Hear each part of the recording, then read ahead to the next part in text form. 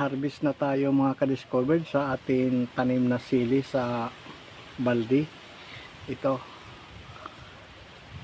At saka ayan pa po mga hinog na. Nung una ay hilaw pa, ngayon ready na for harvest kaunti. Hindi na bibili sa palengke. Oh, wow. Ang ganda magtanim mga ka-discover sa ating backyard sa mga sili or ayan po, balde lamang po ang pinagtaniman. Ito pa po siya, no? Ayan, ang lalaki. Wow, mga ka-discover, ang ganda. Ito pa. Oh.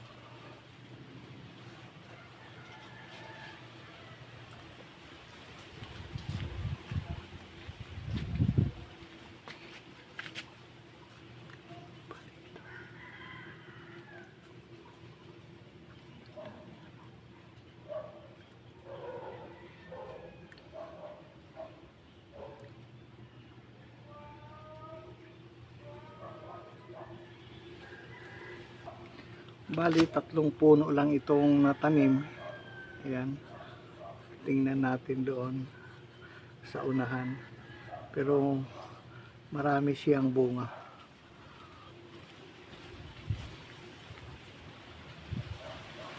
Dito sa taas pa isa-isa.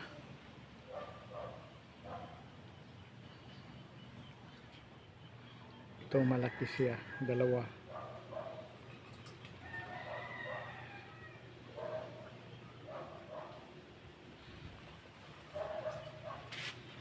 Dito lang sa puno, ano? Ito isa, dalawa, tatlo.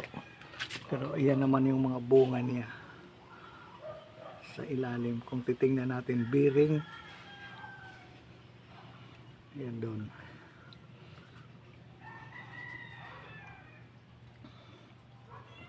So napakaganda magtanim.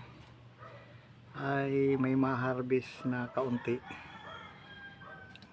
Yan siya. Ito.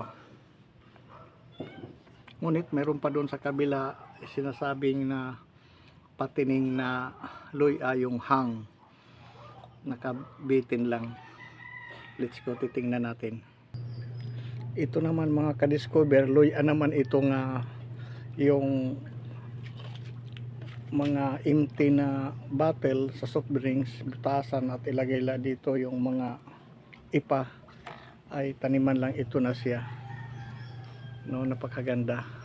Nakabitin lang ito kahit walang lupa. Lagyan lang ng tali, ibitin siya at ito, healthy siya na mga binitin na luya. Dito siya. So hindi lang isa ito, mga 5 bottle. Ito mayroon siyang bago siyang sibol. Ayan. At ito naman isa, mayroon na, no? At maganda. Ito pa isa, ano siya, healthy. Bali 5 piraso po ito. Ito pa. Hindi na kailangan itanim sa lupa, dito lang sa bakod. Pero lupa din ito, ihang lang. Konting lupa lang ito at saka mayroon siyang mga ipa haluan. Yun lang, wala na iba. Mga ka-discover. So madali lang itanim mga ka-discover itong ating luya na variety.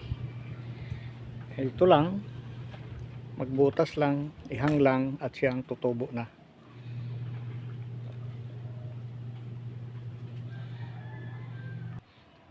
So sa atin mga harapan ng bahay, o mayroon pa tayo space, ay gamitin sayang lang. At ito na yung tanim may luya, mayroon pa nito na hindi na siyang babantayan na maigi.